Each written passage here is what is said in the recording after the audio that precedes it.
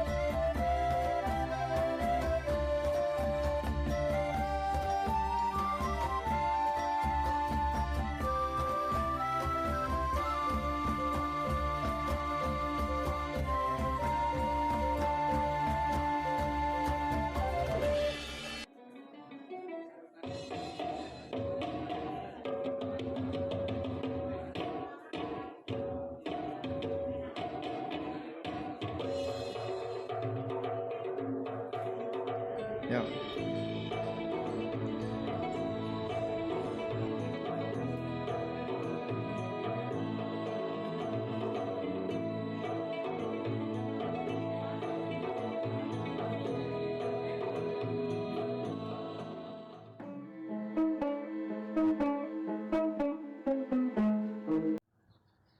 Ini adalah hasil pembuatan seni kriya berupa mainan tradisional wayang golek dari bahan bekas. Mari cintai warisan budaya Nusantara.